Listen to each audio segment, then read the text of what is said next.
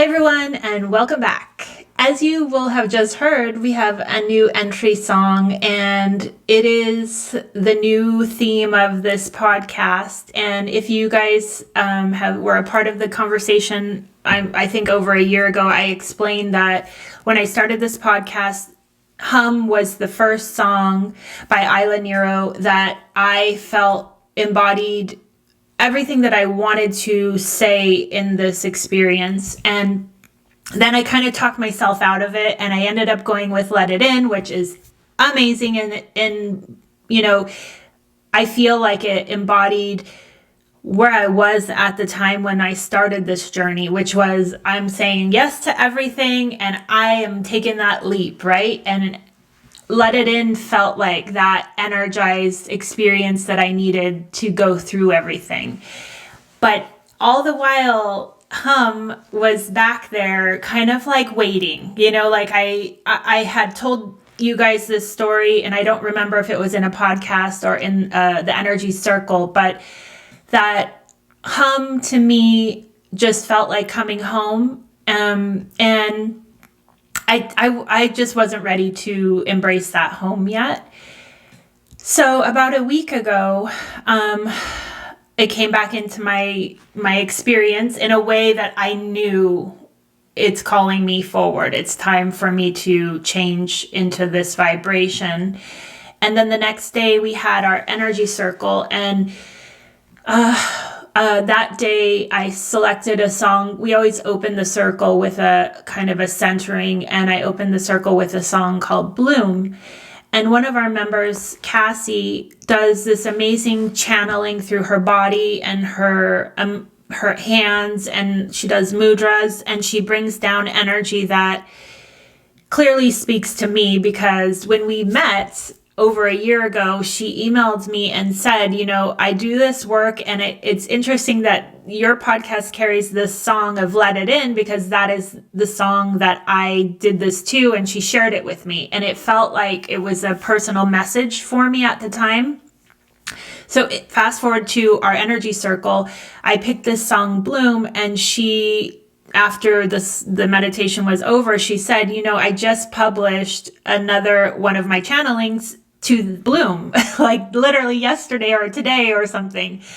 And I was like, interesting. We're like, there's something with her when we connect in the group that it's easiest for me to get into her energy. For some reason, I always get downloads for her. But I had this feeling like, of course, because for her and me, for some reason, music is like, we're just there together. We're on that same vibration. So she that night sent me an email, and it was just talking about the synchronicity, but also she shared with me an updated video of her moving to Let It In. And I watched the video, and I knew she's going to bring down the codes for me to embody Hum. But I also, my ego was like, can I ask her to do that? Like, is that even a thing? So it took me a couple days to kind of get up the courage to ask her. But I told her, I did watch the video again, and I have this feeling that Hum is trying to come in. And I know this may be a weird request, and I don't even know how you tune into a song. So, if you can't do it, totally fine. But if you feel like you want to, can you see if there's any messages or movements that are meant to come through Hum? Okay, so then I released it. And then she writes me back, and she says, oh my gosh,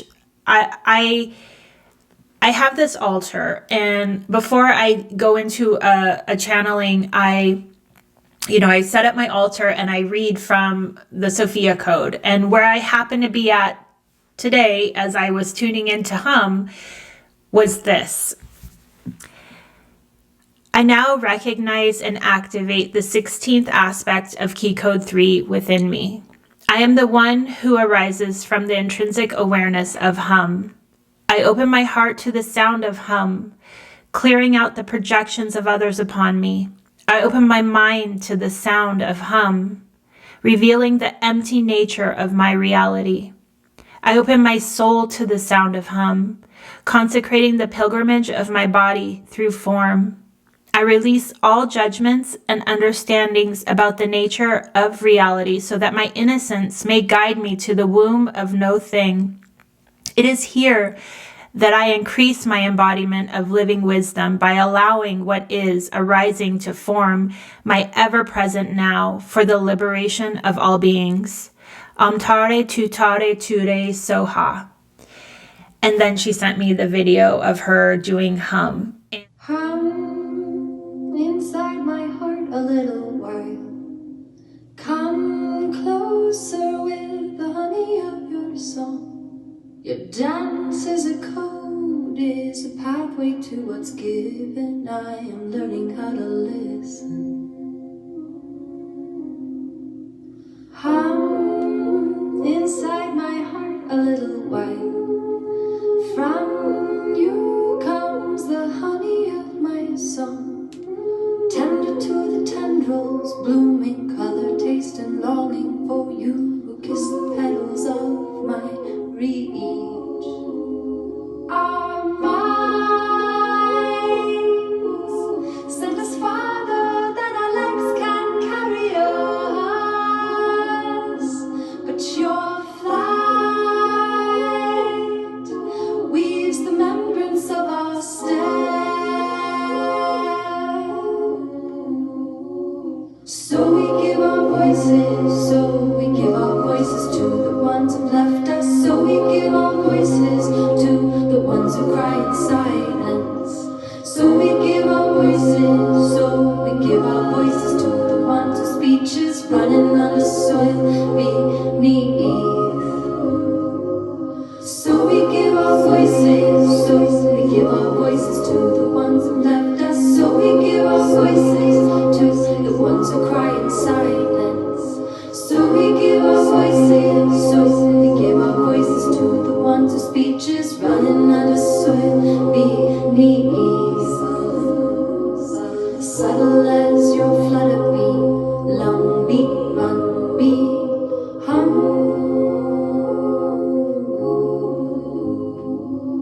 Hum. Hum inside my heart a little while.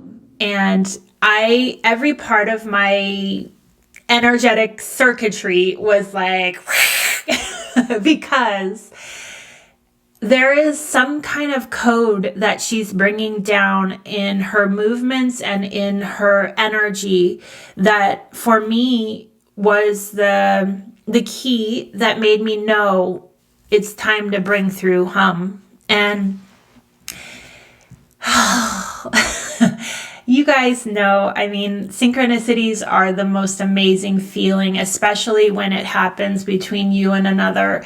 It's like you're riding that same vibration and you just happen to see each other on it. And you're like, I'm going to wink at you. Can you wink back at me? And in this case, it was just this energetic play that happened between two people that I know we both needed. And I know that it was like a breath, you know, like a breath of knowing again, we are supported by so many people in this experience. And when you slow down enough to tune into who's in my sphere that is going to help me bring it over the line to embodiment of this energy, they'll come. I just feel like without any expectation of me knowing who was going to help me bring it down, she showed up, you know, and I had to be brave enough to ask her to play with me in that way, and it worked, you know. So that is why we are now embodying hum. And for me, it feels like the most centered, clear place that I can be in myself. And I have a lot of things that happened in the month of January that have gotten me here. And And this episode, it's going to be a long one, so I hope that you guys can settle in and bear with me. But there's so many things that came through this month in extreme ways. And me being able to hold the hum is what got me through it and got me to the other side of it all. And also just the most beautiful reflections back. So it started on January 1st, as you know, of course, the kick of the new year. It started with Richard having pretty much a breakdown. And basically, it was all projected at me. And I want to just say before getting into this, whenever there is some kind of karmic loop that's coming up for the people around us, it always is going to be pretty much 100% a lash out at the people that are the closest to them, because they're trying to work through something that they only feel safe going through with you, or the people in their immediate experience, because they know that you're not going to just be like, what's up with this dude, and just leave, right? So his reflection to me was that he felt like he was being taken advantage of, that he had given me 3 years to go into myself and to figure out my journey and to figure out what I was going to do with that journey, and that he felt like he wanted a partner. He did not want to be with somebody that he was having to take care of, or, not only that, but he even said the words of not in this world. He said he felt like I have no grasp of reality on what's happening in our experience, our whatever, I don't know, the news, the 3D reality.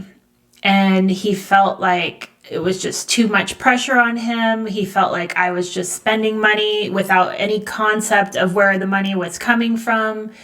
And he just felt like, Richard has these moments of, like, I would say every year, usually, there's like he's been bottling something in for so long and it just explodes. So of course, we've been together for now 11 years. I knew this was what was happening, but I also knew, my first reaction was fear. Or no, not fear. I felt failure.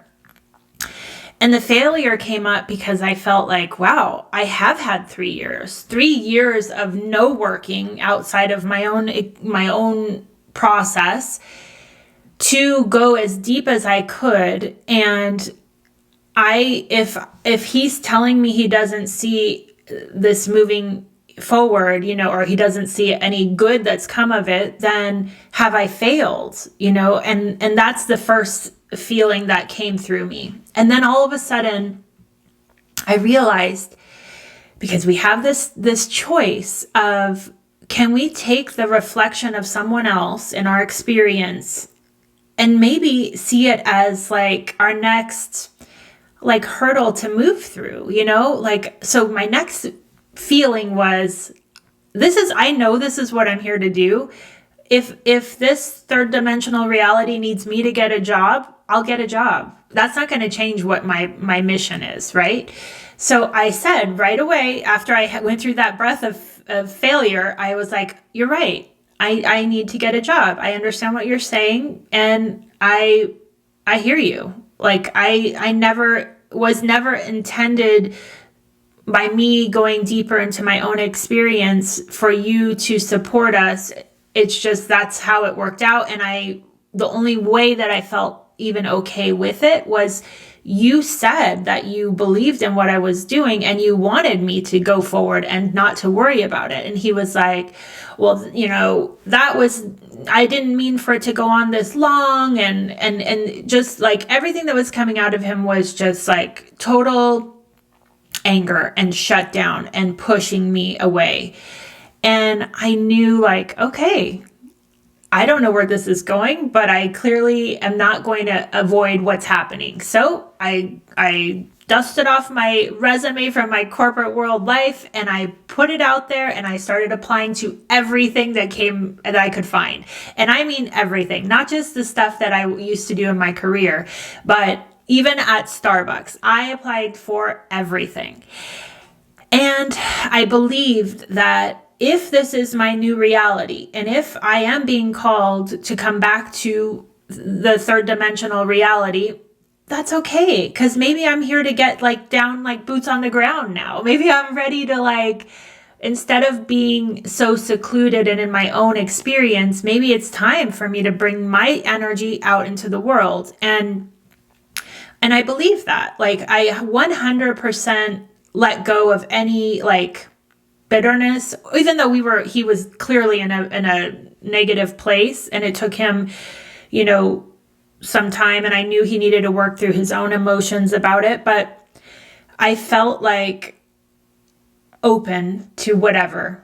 So I put it out, the energy, and at the same time, the very next day, started receiving all of these downloads. Now, for me, I have not been somebody that is like able to hold a lot of information at once. Like, meaning I'll get downloads and I have to like sit with that and interpret it. And I can't really, I guess I would say I don't really slow down enough to open up to have downloads every day or to really focus on a lot of information coming through. But all of a sudden, after this conversation with Richard, the very next day, I was invited to compare someone's human design charts, and it came through someone that I don't know in my personal life. I had reached out to her because I would say she's putting out energy. She has a podcast called Find Me in the Stars, and she believes in the 13th sign and also true sidereal. And I have been playing with this, and next week, hopefully I will get into the full download of what happened, but I want to touch on it briefly to understand that this invitation for me was everything, because I had compared my own charts in the past and never got these kind of realizations. But when she asked me, we did an energy exchange, and she shared a lot of her information about Ophiuchus, which happens to be where a lot of my planets are. In the exchange, she wanted me to compare her human design charts. And as I sat down to do it, it was like this whole new world opened up to me, and I could see, I don't even know her, but I could see her in her evolution of her experience of ascension. And that happened on the 2nd of January. And then it was like, I mean, really, since that day, it's been like nonstop, like, I would call it an obsession because I have not left my computer, and I've been doing readings for people and trying to like prove out the theories that have come through. And it's like all of these connections have come together for basically, I'm now able to see the progression of a soul in their third dimensional reality to their ascending reality to their embodiment reality, and help to explain the tips to help get them through the process, and where they can dig deeper into to accelerate the process, and where they just have to open up, and basically all of the things. So I have been, it felt like here I am, I opened up energy to allow a third dimensional job to come into me and my experience. But at the same time, it was like I had opened up the door to, again, more cosmic information. And so I tell Richard, like, look, I've applied to so many jobs, and I have, like, a week had gone by and I hadn't heard from anyone. And I even, like, I talked to my best friend about it. I talked to a couple of the girls in the energy group, and I just said, like, I don't know what's going to happen, but I know I have to follow this energy, because now I see everything is, we are calling in these experiences. Like, I needed that conversation to catalyze me to move forward in my own quest for deeper knowledge.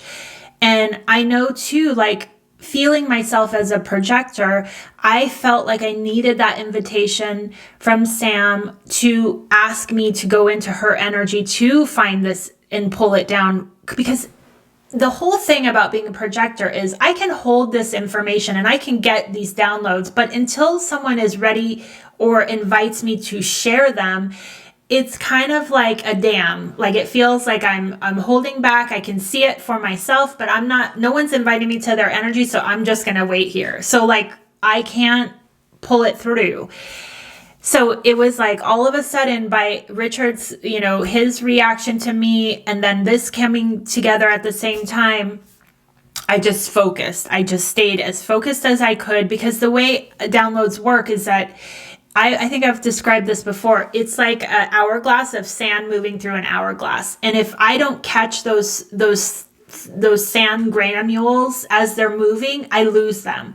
So, I mean, look, we can only hold so much information, but I believe like once they start, like they open up that or turn over that hourglass and the threads are moving, I try my best to grasp the concepts and pull them down into this reality. And it felt like I need to focus 100% of my energy on this while it's coming. So that's why the podcast went on the back burner, because I felt like I just needed to focus.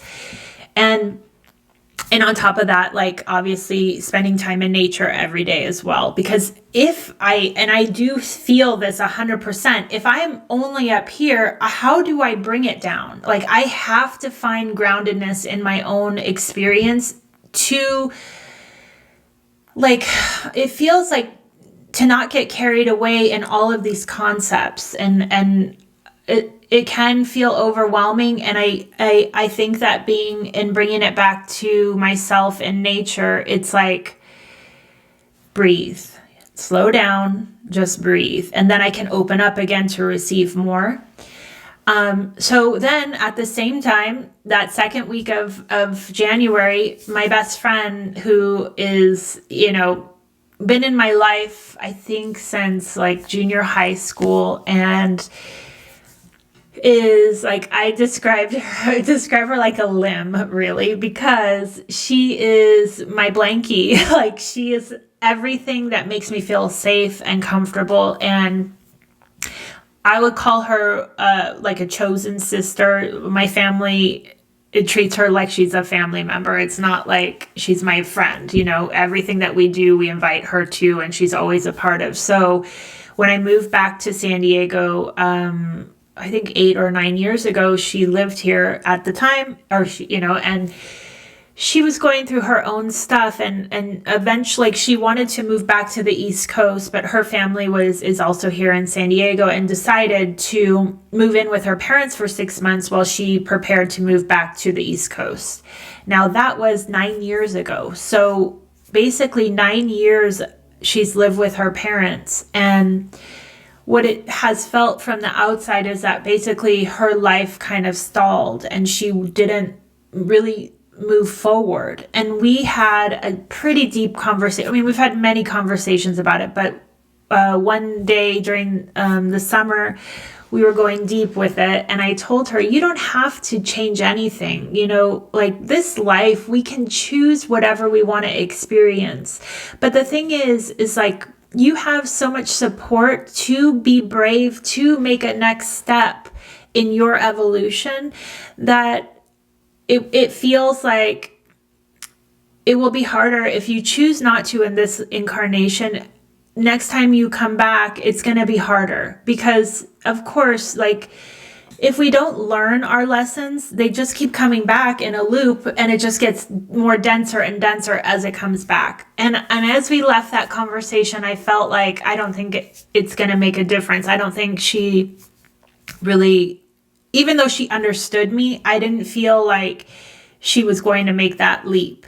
Well, I was wrong. Literally by the next week, she had a new job that she was already working remotely for one company, but she had started to feel the energy wasn't there for her anymore. And someone reached out to her, an old colleague, and she ended up moving to a new job, obviously more money, better title, still she works from home, so she can live wherever she wants to live. And she set a date. She set a date to move to the East Coast.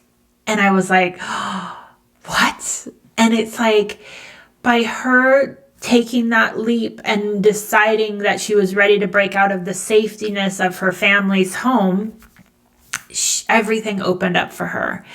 And it just so happened that the date was the second week of January. So I told her it felt like losing a limb. But at the same time, I was like, you're going to be my phantom limb now. I'll feel you, but I'm going to be feeling you from far away. And I know too, in my own experience, that it's time for my blankie to go away. Like if you have that one friend in your experience that keeps you like safe, that keeps you not pushing yourself forward or not making new friends or all of that stuff, it's holding you back. Because if I look at my relationship with her, we don't have a lot in common anymore. It's not like we're on the same, trajectory or experience. But it doesn't matter because she gets me and I get her. And we just roll with wherever either of us are in the moment. But at the same time, I know that it's time for us to we're at that fork in the road, and I want her to have the best experience that she possibly can out of this incarnation. And I know she wants the same for me. So it was, saying goodbye to a part of me. And also everything with cell phones and whatnot, but she is not someone that likes to text a lot. And at first, the first week, I felt like, kind of personally offended, but, then I realized no, this is something I asked for. This is something I helped her get to, this is, it's like having a child that you don't want to go away, but you do because you know that they need you. It's like that feeling of letting go and also pulling back in, because if I think about all of the energy that we had going between us, I have it to give back to myself now because she's in her own experience and opening up with other people. And I just think, everything, again, happens at exactly the right time for the right reasons. So then I had the most amazing experience with Judea, which is one of the podcasters from Spirit Speakers. And of course, you guys know, if I could, I would share the reading with you. And I did ask if I could share it. And she does not, she's a private person. She does not want to share it. She wants to keep what happened between her and I to ourselves. And of course, I can 100% feel that and feel into that and understand where she's at in her own experience. But what I wanted to share about this was, I have never met another person in this experience that is able to reflect my entire being in an hour. Well, maybe we're together for an hour and a half. But this person is so, everything that I know about my own experience and my own cosmic life, my own embodiment, my walk-in, my past lives, my everything that I know, she tapped into all of it. And it felt like as she was talking to me, I felt kind of ashamed that I would need that reflection from someone else to know it. And I even brought that up in the reading. I said, part of me feels like what, and let me just go back. I had booked this appointment back in August. I'm going to link her website below, and the way her calendar works is she has it open for 6 months. And if people cancel, you can get those appointments, or you would have to book 6 months out. It opens up every couple of days, I guess. So of course, when you book something and it's that far away from when you actually have it, I didn't know what was going to come up and I didn't know what was needed to come through. But what I do know is I got my period the day before, and it was the most painful period I've ever had in my entire life. And I knew my cycle has changed to only happen on ceremony days. And what I feel about that is that it's like a letting go of energy that I'm like storing and ready to release. And my body, like how a lot of people's cycles match up to the moon cycles, mine has matched up to ceremony cycles. And when I got the period, so I've only gone to ceremony, I think it was 3 times in 2022. So that meant I only had 3 periods. And the last one was in November. And so when I got this one, it would have been the 18th of January. I was like, okay, okay, tomorrow's going to be a big one. So what I did is I tuned into the pain and I was like, okay, what's in there and what wants to come through me? What do I need to look at? Like, you know how a lot of times when we have pain, we just want to numb from it and get away from it. But I knew there's no coincidence here. Like, there's a reason that this is coming up and something big is going to happen tomorrow. So as I tuned into my own pain of the cramps, I knew, I've always known my sacral is the one chakra that I have that is, I always call energy like sticky, or if I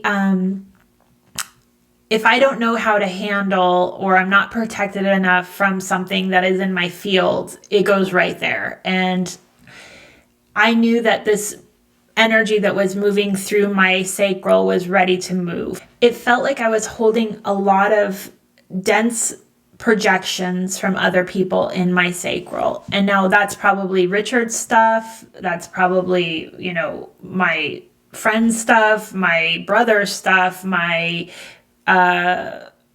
energy tribe stuff. Like, it's probably everybody's stuff. And, you know, no matter how like good I am hygienically wise on protection, it just is that one area that I don't feel 100% embodied in. And so what was coming through was that it was time for me to let go. Because even if you think about this, energy cords or things that we have with other people and ties we have with other people, even if they're not of our best interest, they still fill us. They still feel like us, right? Like it's not like I feel like I don't want to feel that person's projection on me. No, most of the time I want to feel everything, especially if it's the people that I care about. So I feel like there's not a boundary there. It's very permeable. And I don't know, I was feeling like I had taken in a lot of things that I now needed to birth and move out. So then when I got into the session with Judea, I mean, she picked up on it right away and helped me to see that if I look at myself as a whole and why I protect myself so much and why I like being alone so much, it's because I don't feel safe or strong enough in my own energy field to go out into the public and to share myself 100%, because I know that I am 100% contained. And that's something that I need to work on. You know, it's definitely, it's interesting, like hearing someone else reflect to you the things that are, you know, right under the surface and what you feel, but you don't really know why. And I mean, I do protection like no other. So I'm like, how do I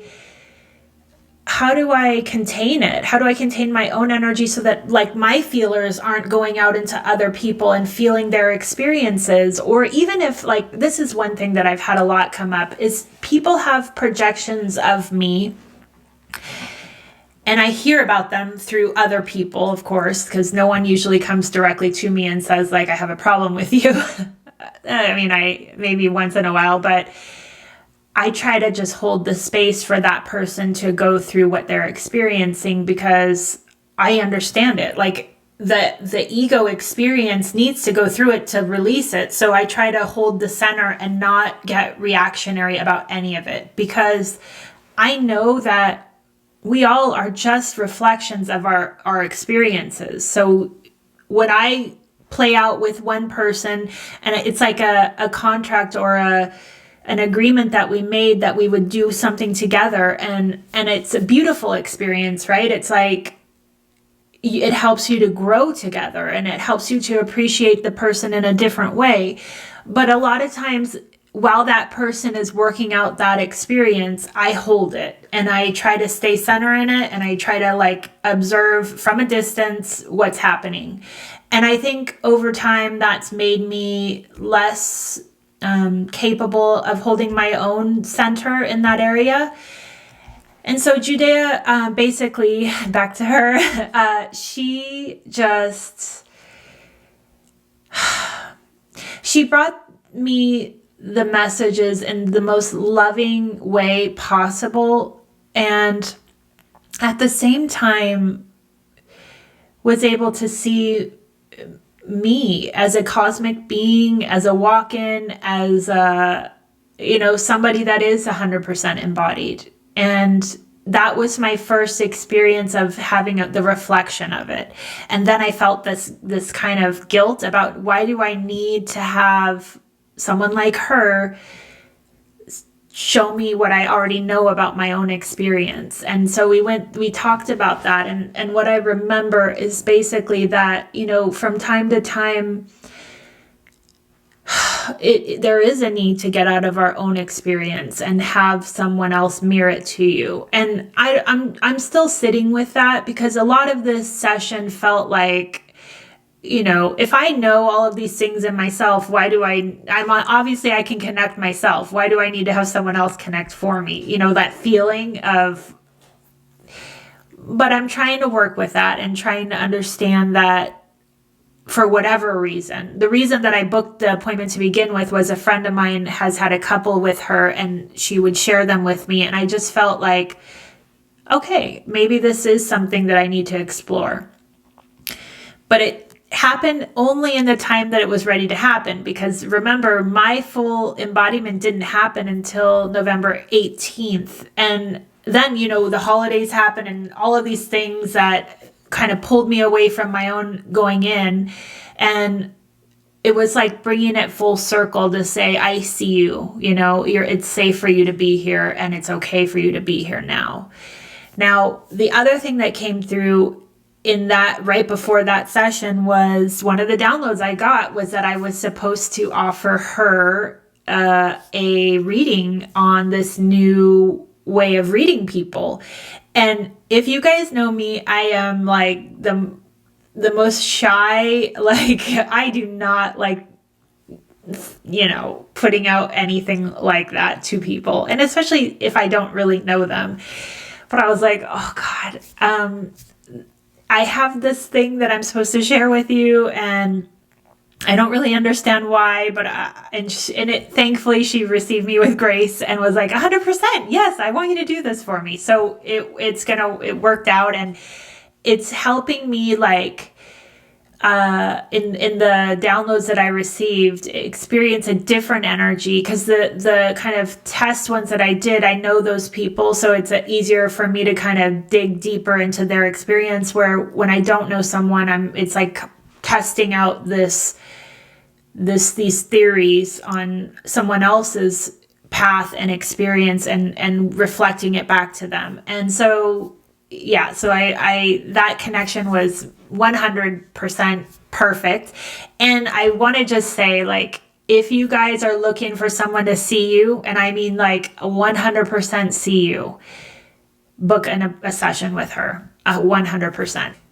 So as the month progressed, I just am staying focused on the energy that's coming to me, because again, at the end of the day, if you're centered, you got to let the energy come to you. Like, you have to absorb what is, not like put out worry about what isn't. Like, I could have been sitting here all month, like, why are these people not getting back to me on all of these resumes I'm sending out? And in the meantime, Richard's getting more agitated by this and like, like, I don't think you're doing enough. And he's just getting angrier and angrier. And I'm like, oh my God, like, what's going to happen here? Like I said before, like, you can get to the point in your video game where you are literally watching the players move, and I have this like, okay, I'm keeping my center. I'm not getting reactive. I'm not playing into the drama of what he's wanting. He's wanting to start some kind of fight with me. And I was like, nope, I'm not going there, because I can see 100% if third dimension is wanting me back, I'm going back. Like, I am not going to fight this, because it's like the energies that we fight are the ones that are going to persist, right? So I'm like, I'm doing my best. I'm, focusing on this. A lot of my time's going to this. And so far, nothing is coming back to me. I mean, what do you want me to do? It's been 2 weeks, And he's just thinking I'm not really doing it. And I can just tell, like, it's boiling up. And last week it was at the boiling point. Like, I was like, holy shit. So I started talking to one of my friends about it. And I was like, something's going on. Like, something is moving through him that I just know I need to hold steady for. Like, I don't know what's going to come of this. And I mean, but it's clearly a cycle that needs to come to the light. And I just, one day when it was like at its like height, he was at work and I sent him a text and I just said, I love you. Because what I realize is that when these like wounded people come out and project on you, it's like there is something from their deepest fears about life, about the way they were raised, about their insecurities about the future, that is all boiling up. And at the end of the day, if you can make that person feel safe and heard and calm, I think that, to me, that's like part of holding the center, and understanding that I'm not going to play in the drama that you're bringing to me, but I am going to show you that I'm steady. I don't care if it means that I have to change my reality. I'm okay with that, but I am going to hold steady in what you need from me. And he wrote back, I love you too. And then, oh wait, I forgot one piece of this. He even wanted to separate. So when we sold our last house, we kind of combined all the money from that and either put it into this house or we have a savings. But he was always the one that was in control of that money, meaning it's in his account. And I don't care. Like, I don't spend money, and you guys know I'm not like a frivolous person, and I don't have like a shopping habit. So I feel like I buy the necessities for the house, the dogs, and me. But he said, I'm going to give you half of that money that we have left from selling the house. And that's going to be your money that you can pay your 50% of the bills with. And when that runs out, then you're going to have, then either we'll sell the house or like, and so this division made me feel like, ooh, that's a new turn, like here we are, we just got married and we're wanting to combine our lives and he's wanting separation. So I'm just like observing it. So he writes me a check for a pretty big amount of money. And I just left it there on the table and I just let him go. I just knew it. I'm going to let him go through this. So then, maybe like 2 days later, 2 days later, he comes into my office and I'm, here like really focused on pulling down the downloads, focusing on this new program. And he goes, hey, I've been thinking about things and I want to talk. And I was like, oh, great. Okay. And, he goes, I just realized all of a sudden that I thank you for saying that you will get a job, but I don't think you need to. And I was like, what do you mean? And he goes, I think that what was coming through me was not even about you. I think it was about losing that money, which you guys have heard the story of what happened this summer with my mom's husband. And he said he just had been bearing, like, this is the thing. He had gotten to the point where he was having nightmares about this situation because he wasn't letting it move through him consciously. So what happened is it bubbled up in him and it needed to lash out somewhere, which I was the lashing person. And he said, I do believe in what you're doing, and I would never forgive myself if I took you away from what you're doing. I know that this is why you're here. And I think the imbalance was, I feel like you have, since we moved here, you've had to rely on me 100% for whatever you need to do, or let's say for the website or for creating a new platform or whatever. He's like, it makes me feel like I'm your father and you have to come to me for money, which I think also made me uncomfortable. And I realized, like, that money that when we sold the house, it should have been your money. You should have your own money. And so I feel like I want to continue. I'll pay all the bills. I want you to have this money to pull and, create what you need to create for your work. And I was like, wait a minute. I was like, no. I said no. I said, I do not want you to regret this decision tomorrow. And he goes, no, I'm saying this now from a conscious place. I feel like all that stuff that came through, it wasn't about you. It was about me needing to work through what happened and how we never had conversations about it. And I, in my head, was thinking that the total worst of you when that isn't even you. And he's like, and I don't know, all of a sudden, he was taking a shower when all of this came to him. He's all of a sudden, I realized, like, you are making a difference and you are doing exactly what you're supposed to do. And I just had you on a different, like, timeline of when you needed to roll things out. And I understand now it just wasn't the time. And I want you to know that I 100% support what you're doing, and I want you to have the time to do it. And I was like, And then he walked out, and I was like, what the hell just happened? And I realized that in me holding the center space and flowing with his reality, meaning his third dimensional view of partners, there was nothing for that energy to bounce off of, that density to engage with, right? Like, I just, okay, I'll do it. No problem. I'll get a job. I don't care. And I even said, like, it's interesting that the energy that I'm putting out towards getting a job is not being literally nothing. And he goes, yeah, I think that happened for a reason too. I forgot I did say that to him before he walked out. And I was like, wow, what I realized in that moment is if we can hold the center while other people are going through their karmic loops, like the things that they need to play out for good or not, if you can hold the center and not engage in the drama part of it, they have it feels like a clear space to work it out within their own system, right? Because they aren't going to get distracted by you being like, well, you said this and you told me that I could do this and whatever, right? Like, didn't matter at that point. I just knew, like, okay, he's going through it.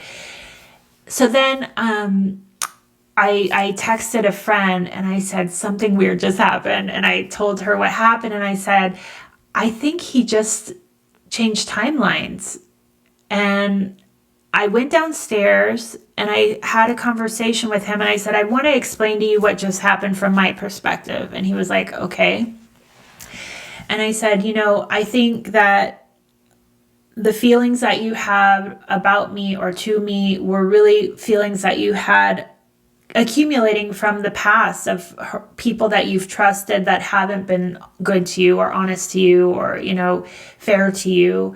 And it was you projecting that at me and I just didn't engage you. And what happened is that you actually worked through it. Within 3 weeks, he worked through the entire loop and came out to this place of an elevated self of him that didn't exist before. And I said, I think that helped you to jump timelines. And he's like, what do you mean? And I said, as long as I've known you, you've been the most generous person I've ever met. Like it's not just with me, but with my family, with, people at work. He buys lunches, he gives, right? And it makes him feel good to give. Now, I said, that is where you're supposed to be. But what happened is that you got entangled in karmic lessons with people that weren't the best receiving people. And what I feel happened is, can you find that generosity within your soul, regardless of these kind of lower loop karmic ties that you have with other people? And I feel like you got past it. Honestly, it's almost like that loop that he was in, it just dissipated. It was like, it went poof, and he jumped timelines. And of course, he's like, well, I don't know what that means. And I said, for me, it means that now you're ready to live your experience without that dragging you down. To me, these karmic loops feel like drag. And I think I've talked about this before, but it's like that if you're like an airplane or a rocket, and that part of you that's back there that's like holding you back, like that, the drag, those are the things that keep you from jumping to different timelines. And I feel like within the matter of 3 weeks, he went through the entire process and was ready to release it and move up to a new timeline. And he was like, wow. And I said, I just want you to see, regardless of, what happens, I said, I actually still feel like I want to keep that energy open for a third dimensional job, because I like having that door closed feels like I'm not allowing what is, right? Like, because we still are experiencing third dimension. And I feel like if I live in this complete bubble where I don't allow energy to move through it from every dimension, then it's like my blind side, right? So I said, I want to keep this job search going, and I want to see if something comes up that's worth my time, then we'll see. I don't know, and I can't know, but so far, like, nothing has come up. But it brought, for my lesson, it brought me to a place of my blind side, and I'm not going to close the door on that. I'm going to allow that energy to move through me. And I just wanted him to understand that what he just had experienced was something that I am just, so honored to witness. And like I said, as people move through these release points in their lives, are you going to be the person that's going to keep them in that loop because you're going to engage it and poke it and, be the victim of it or the perpetrator of it? Or are you going to help people release where they're ready to release? And I feel like right now, this month has just been the most intense. There's one other thing I forgot to mention. My mom moved in yesterday. And that's another karmic loop. As you guys know, she went through an extremely hard year. And we had opened up the offer for her to move in with us for as long as she needs. And it took her literally down to the wire to decide to move in. But she finally has decided to take a break, to regroup and live with us at least for 6 months. And even that is another, I hope, and again, I don't want to put expectations on this because of course it's my own will. But I hope that I can be that center point for her now as she works through things that she needs to work through. And let me tell you, it is not easy, because especially when you look at it from a parental perspective, she knows every part of me so intrinsically that it's like she knows exactly which, triggers to pull in me that get me frustrated and off my center. But then I look at it like this. It's a game.